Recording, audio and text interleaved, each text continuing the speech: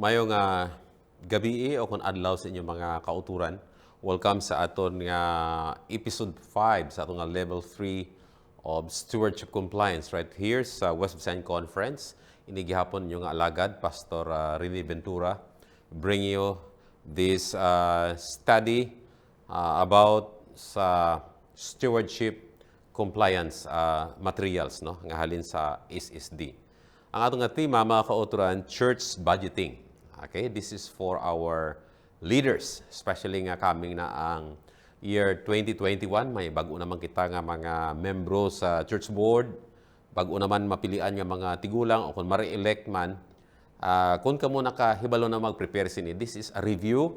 Pero sa mga wala pa makahibalo sini, this is your beginning, no?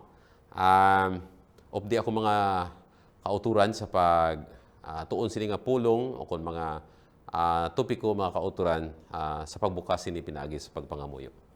Mahigugmaon nga Dios, salamat gid sang imo kahigayunan nga amon liwat mapadayon ang amon pagtuon sa sining pinasahi kag importante nga mga laygay sa pagkatulugyanan.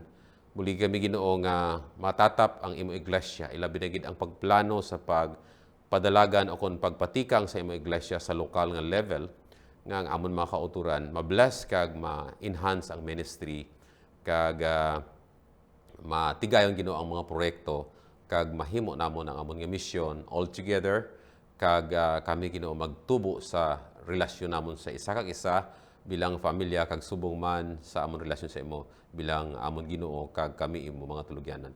Muli Ginoo ang pagbuhos ng balang espiritu nangyari sa amon sa ngalan ni Jesus. Amen.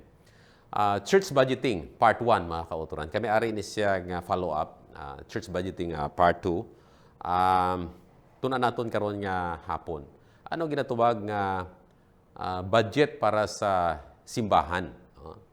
Di naton nakuhaon kag anong ginatawag nga budgeting? What is budgeting by definition? Ang ginatawag mga kauturan nga church budgeting, nagasakop ini siya sing maid-id nga pag-estimate no o kon pag-estimar sang kagastuhanan o kon gastos no kung paano padalaganon o kung patikangon ang buluhaton sa iglesia sa iya enrich kag outreach program o kung nurturing, okay? Kag evangelism, dala na dira ang mga ministries, okay? Kag kung paano naton planuhon nga mabayran ang tanan naton nga mga estimated costs of or expense mga kauturan nga gina-expectar. Okay, so amoy na ang budget. Budgeton mo suno sa imo paggagamitan, ano nga proyekto, ano nga ministry, sa sulod man nga activity kag sagwa, kag ang tanan nga mga departamento preparahan mo na kag planuhon mo kung paano mo ini siya mabayran ang tanan nga mga estimated cost kung maghimo kamo sang programa. Okay? So, anong rason nga kinahanglan kita mag-budget? Una, it is biblical. Kinahanglan gid ginatudlo gina sa Biblia nga may plano gid. Okay? Biblical. Sino bala sa inyo silinya ang magapatindog sing balay? Okay? O kung tore nga hindi anay siya magpungko kag estimaton kung pila ang kagastuhanan sini kag kung bala ang imo kwarta makapahuman sini. Okay? Mabasa nimo ina siya sa Lucas 14 bersikulo 28 to 30 mga kauturan. Kung siya magpatindog sa pundasyon and is not able to finish, kung hindi niya ini matapos, kay kulang ang budget, anong ihambal sa mga tao sa kadlawan siya, no? Nya ini nga tao, this fellow began to build and was not able to finish. Mahimo ka nga laughing stock, no? Mahimo ka nga byword sa mga tao nga sugid-sugid lang, no? So mga kauturan sa aton nga programa sa iglesia sa pagpatikang sini dapat may plano gid, no? So budgeting is and planning is biblical, no? According to Jesus Christ, no? And Christological mga kauturan. And it is also logical. Number 2, logical. You cannot spend what you do not have. Ti anong gastuson mo kay why ka? Okay? So dapat idiyahon mo mangita kasing sources kung paano mo ini ma-raise, no? Si Pablo may laygay sa mga taga-Korinto, no? 16 versikulo 2, yan sa nauna nga semana, ang kada isa sa inyo magpain sing kantidad o kun kwarta, okay, nga iya kuhaon gikan sa iya kinitaan, kag iya initipunon, no? I-save niya. Agod siya nga wala na sing pagtipon dira o kun collection kung mag-abot ako. Okay, so mga kautoran, it is logical, no? It is plan giving. Okay? Kaya hindi ka makahatag kung wala kasing preparar o kung save nga budget para dira. Okay, so amo nagdatawag nga budgeting, imo gina siya nga preparahan, no? Okay? Another reason for budgeting is it is a team effort. Tanan may contribution. It is a teamwork. Ang isa ka grupo, no, sa gameman o kung sa nga buluhaton, no? Okay? A cord of 3 strands is not quickly broken. No? Mabasa nimo sa Manugwali 4 versikulo 12 nga ang pisi nga 3 ka lubid kung imo sila lubidon, hindi siya dali mabugto. Kaya binuligay sila mga kauturan. So amo na sa aton nga level sang organisasyon, may presidente, may vice president, o may executive secretary, may treasurer. So ining ginatawag nga trinity mga kauturan. Amo man na sa local church, may church elder, may treasurer, may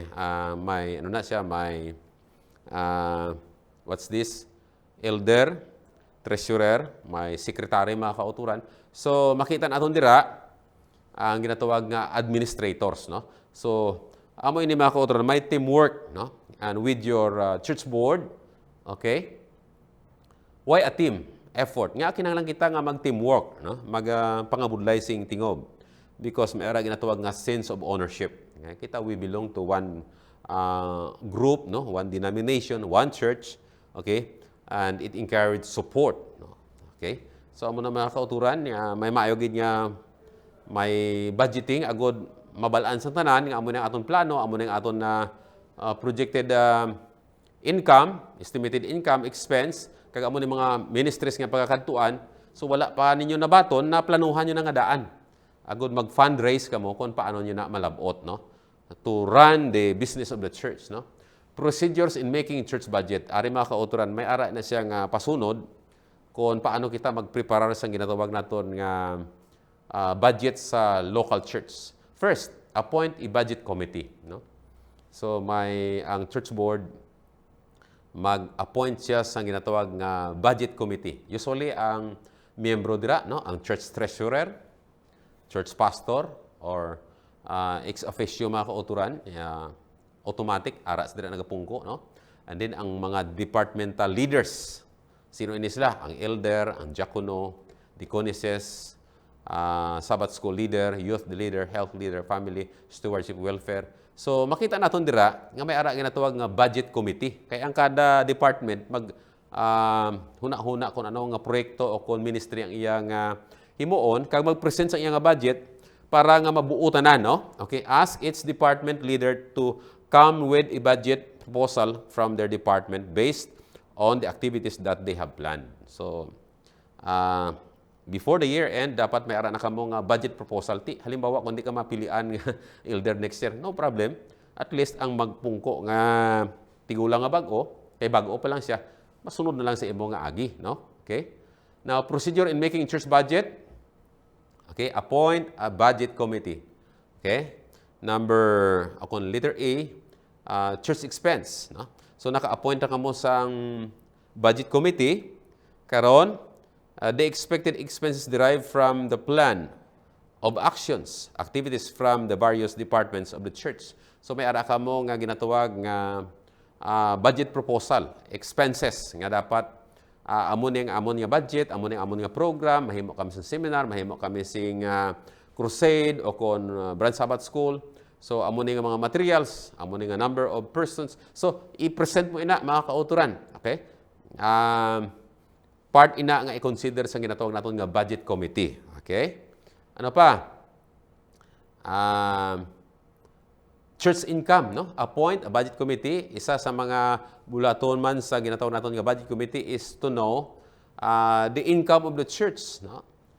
Diin mo na kuhaon. After determining the budget, halimbawa, 100,000 or 200,000 or 1 million ang inyong budget for the whole year, kay may mga, may mga special projects, din mo na kuhaon. Na ang sources of fund, o kung ginatawag nga kuhaan tas ang income sa local church, hindi man pwede ang tithe, kundi kuhaon natin siya sa offering. Kaya ang church, may ara siyang 50% share from the combined offering plan. Ginatunga ina 50-50. Ti ang 50% makadto sa local conference, no? And then pasaka sa union, division, and then general conference. Pero ang 50%, sigurado ginaya nga mabilin sa local church. So that is part of your income nga amoy nang imo i-budgeton sa tanan nga mga departments, no? Pila ka percent ang sa Sabbath School, sa stewardship, sa EY, sa publishing, sa Dorcas, sa sa may ECS mga kauturan. So makita natin dire nga ang isa sa inyo pinaka main source of income is the combined offering plan, which is 50% of the income every Sabbath, no? And then from a special offering o kon ginatawag naton nga specific offering. Halimbawa, church building fund o kon layman o kon for the school or for the scholarship, no? For the poor. So, specific income or special offering for that purpose. Ti inayaway na naya ginatunga kay dito na makadto sa specific project, no?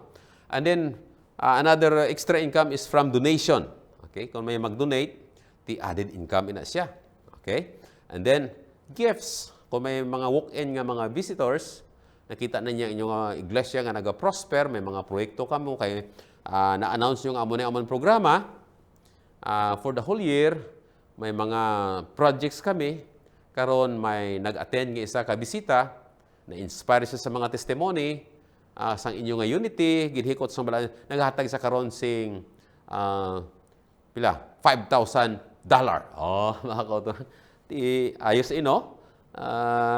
Yuhom, lipay gid ang Ginoo sina na mga kauturan. So that is a gifts, no? Many gifts are coming in. Kag ina mga kauturan, makaad ina sa inyong budget, no? Now, estimating church potential. Ano ini mga kauturan? Estimating ta kung ano nga potential expense or ministry nga pwede kadtuan. The church financial potential may be estimated by using the previous year's tithe as the basis for support. Okay? Or previous year's offering income. Okay, actually, ang tithe, ini nga budgeting, ining butang dira ang tithe sa aton niya nga mga administrators sa conference. Pero sa local church, kay ang tithe hindi man na base sa ilang income mga kauturan, kay diri man magkadto direkta 100%, kundi sa local church nga operation from the previous year's offering income, no, as a basis of support. So pila ka percent mga kauturan, this potential range depends upon a number of variables but can safely be said to fall somewhere between 40 to 60% of this figure mga kauturan or offering figure. So kung 100% ang imong ang imong offering, 50% mabilin sa local church, inang 50% nga nabilin, himuon mo na siya nga 100%. Halimbawa, may pila ikaw, may 100,000 nga offering. No? Sorry, wala na-edit ang word nga tithe. No? That is offering, or may 100,000 ikang offering last year as your, gross income. Gross income ba yan? Gross. Okay? O kung nito na yung mga kauturan. Gross. Okay? Now, you estimate the potential of 40 to 60%. So, budgeton mo lang, kaya mo ng inyong income last year. So, in the next year, coming year 2021,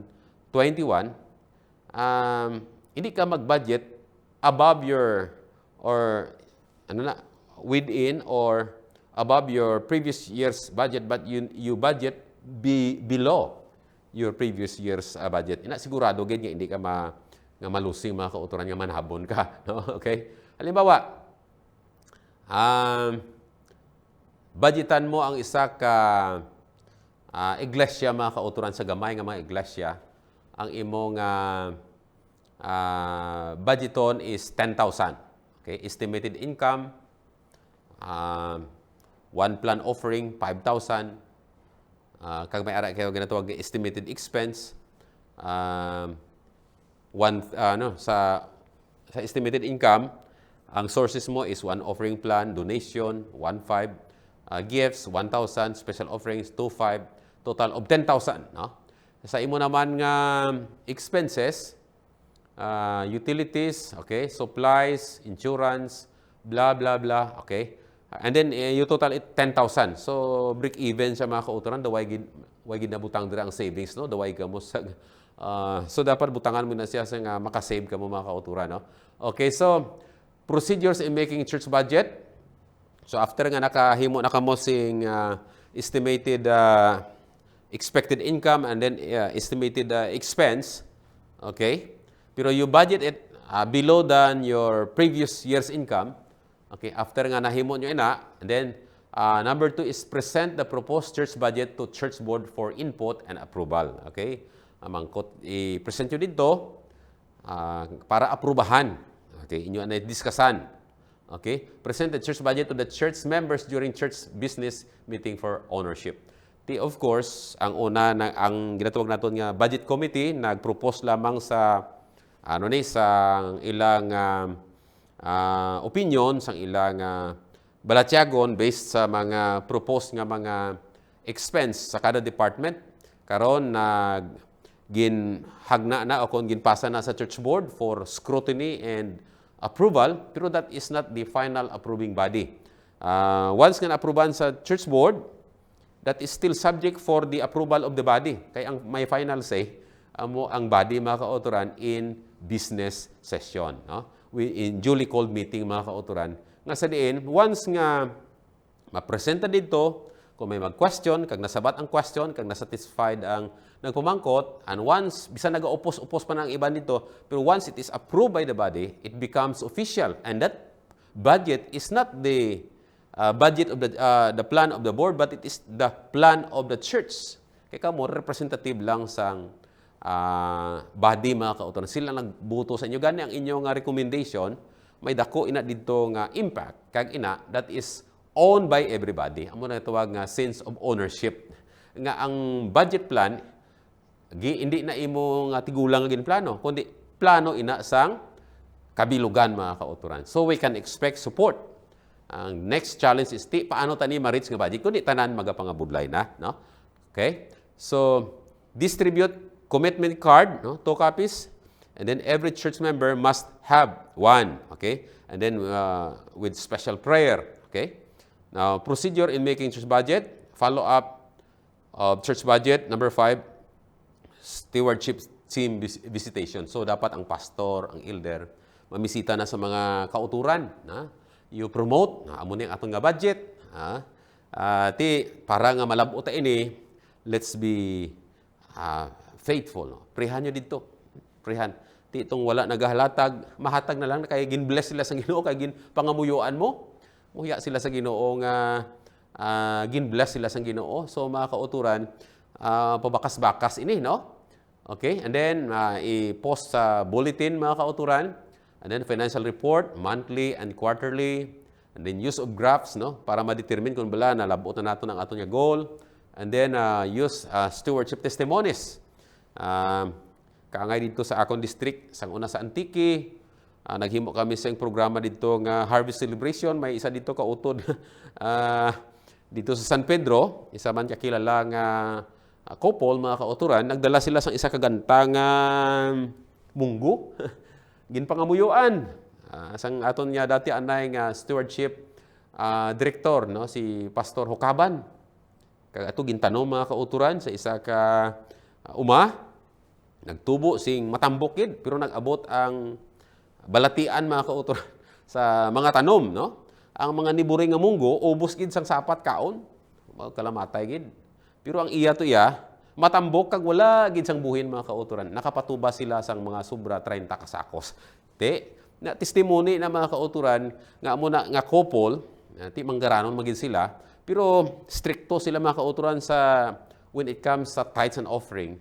Tungod nakita nila nga ang Ginoo faithful gid sa iyang saad. So amo na mga kauturan, that would encourage us to give more because ang masaligan sa gagmay nga mga butang, masaligan man kita sa dalagko nga mga butang. So amo na mga kauturan, use testimonies as you promote and then appeal, no? Kay si Kristo gani nag-appeal man, no? Okay? Preach stewardship sermon quarterly. Dapat ang aton nga pastor, ang aton elder, mga deacons or kung sino man ang na-assign niya pastor dira, you can contact us and ask a copy of sermon mga kauturan, no? How much should a member contribute to church budget? Pila bala ang i-contribute sa tagsa ka membro? Ari ang criteria. Deuteronomy 16 verse 17. Each one of you must bring a gift in proportion to the way the Lord your God has blessed you. So ang kada isa sa inyo magdala sing dulot, okay? Suno sa pagpakamaayo nga ginhatag sang Dios sa inyo. Hindi ka makahatag biyan kundi suno lang sa imo masarangan according to the blessings that you receive, no? Ti kon dalagko ti dako man kon gamay ti amo na pero ti amo na ang the best nga mahatag sa Ginoo. Okay, ano pagid? For I testify that they gave as much as they were able and even beyond their ability. 2 Corinthians chapter 8 verse 13, naghatag sila sa sa ilang masarangan pero labaw pagid sa ila di masarangan naghatag sila. For if the willingness is there, the gift is acceptable according to what one has, not according to what he does not have. Ti batunon sa Ginoo kon ara pero maghatag nga wala, ti anong ihatag mo kay wala? Okay, mga kauturan. Pero still, you can give a promise, pero imo na preparahan nga you keep your promise, no? So, each one should give what he has decided in his heart to give, not grudging or reluctantly or under compulsion, for God loveth a cheerful giver. Amo ni mga teksto mga kauturan niya makapatambok sang kalag sang aton mga kauturan, no? You prepare a sermon on that. You must not eat in your own towns the tithe of your grain and new wine, your free will offerings, or your special gifts. Instead, you are to eat them in the presence of the Lord your God at the place. Inatawag ini nga second tithe, hindi ni first tithe, kundi Deuteronomy 12, Deuteronomy 14, and Deuteronomy 26. This refers to the second tithe. Now, tithe for the poor, nga ang giver, pwede siya makakaon sa iyang tithe with the poor dito sa temple. Pero kung sa iya balay, hindi niya pagkaunon. Ihatag na lang niya mga kauturan. Because tithe is holy. No? Sa Deuteronomy 26, hindi mo gani pwede hulamon. No? Yun ang ginatawag nga second tithe. Kaya na balaan as the first tithe. No? Okay.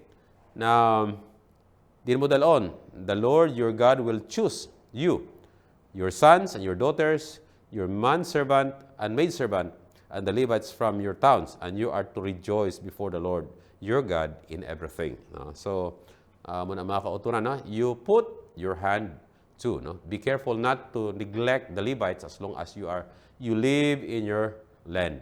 So, mga kauturan, muna sa itong church budgeting, maka-contribute kita. Okay? Suno sa aton nga masarangan, sa aton nga gugma, no?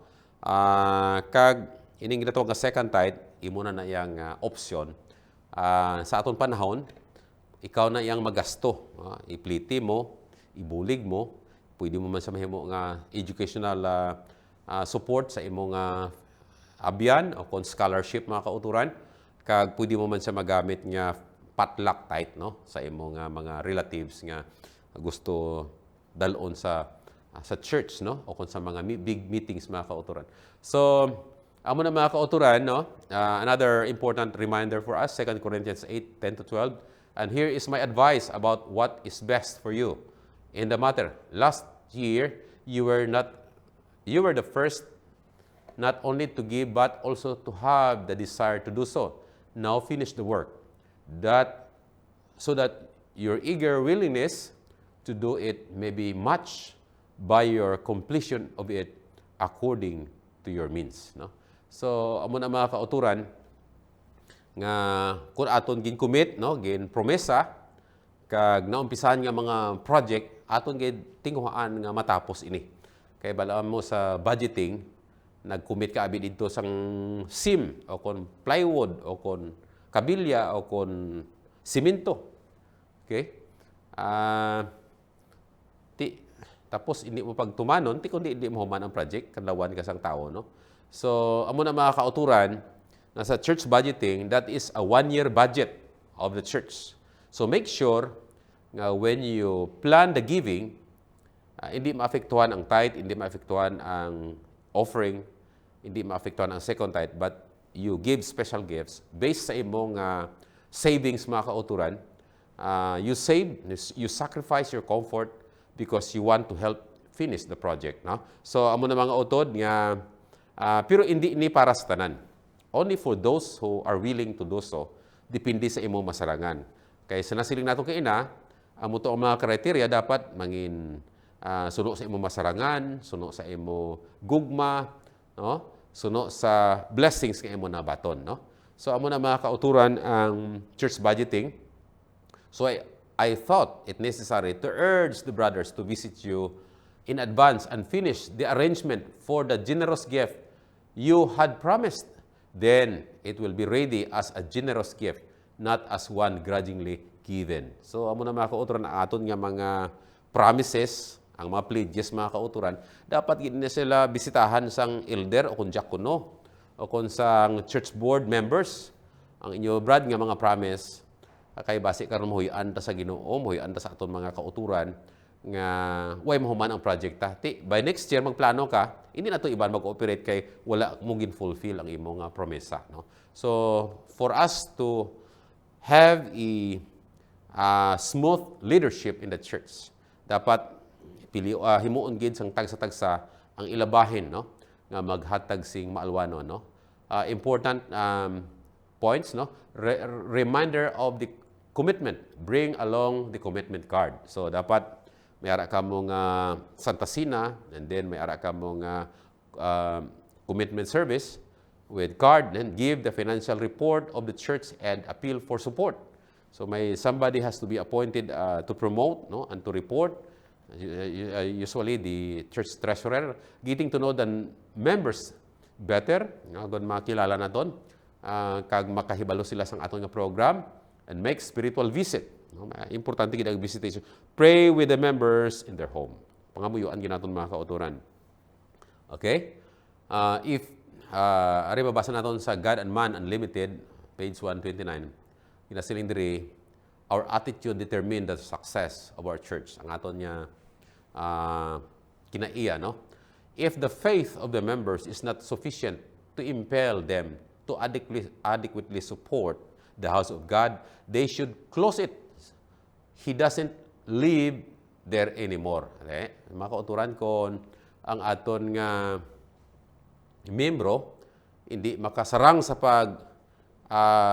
pahuman o kung pagtapos sa bulaton sa Ginoo, if the faith of members is not sufficient, hindi iya bulsa, kundi ang pagtuo sa membro hindi enough sa budget to adequately support the house of God, they should close it. So, maano lang itakop mo. Pero amo na mga kauturan nga gina-revive naton, tuduan ka mo sa ginatawag naton nga principles on budgeting, nga mangin church compliance, compliant church kita mga kauturan, agod nga by next year, maranaton ang church smoothly. Nga magdako ng aton nga pagtuo. Nga ang Dios gid naga-provide, no? Kagagtag sa malipayon sa pagpartisipar, no? The lack of temporal prosperity was the result of, a neglect to put God's interest first. Kung isa mga kauturan, kung pigado manggid, kung sa unahon tagid ang aton niya kaugalingon, pero pagtilaw ina sa aton, no? If the work of God, He Himself, kung ang bulahaton, iya sang Ginoo, if the work be of God, He Himself will provide the means for His accomplishment. No? Desire of Ages, page 371. Kung ini nga bulahaton iya sa Ginoo, madaog ini. And God will be responsible to provide. Amen? Mga kauturan, hindi kita magdula sa paglaom, no? Bisan waay na budget, pero dapat ang aton budget sa pagtuo mas dako. Kaya kung may pagtuo ka, nagapangabudlay ka. Kaya kung nagapangabudlay ka, may anihon kagid mga kauturan, no? Kabay ang Dios pakamaayo liwat sa aton mga kauturan, buligan kita nga ang aton nga church for this year 2021 mga kauturan, mangin stewardship compliance nga may aran na kitang budget plan, no, for the whole year nga sundo naton hindi nga maggasto kita beyond our income, no. Dapat hindi kita malubong sa utang, no, sa aton nga pagplano sang aton nga administrasyon sa aton lokal nga mga iglesia. Let us pray. O Diyos nga mahigugmaon, tubloy kami sa pagpaubos sa among tiugalingon, sa pagpartisipar, kapag pagbulog sa imong bulahaton. Kabay Ginoo nga ang tagsa namon ka mga obligasyon sa local churches, kaupod sa among mga leaders. Amon Ginoo mahimo kag ikaw gid amon ginapagabay nga mag-provide sang amon kinahanglanon. Buligi kami nga mangin matutom, mangin maalwan sa pagsuportar kag himuon namon Ginoo nga transparent ang pagpatatikang kag pagpadalagan sa imong bulahaton. Buligi man nga magtaas ang amon nga number of attendance, number of givers, kag ilabi na gid ang faith factor Ginoo, ang percentage sa amon pagtuo kag ang amon Ginoo nga income magadugang man to advance your mission. Kabay Ginoo nga imo kami i-bless. Salamat gid sang imo guidance sa sining hapon. I-bless ang tanan sa ngalan ni Jesus.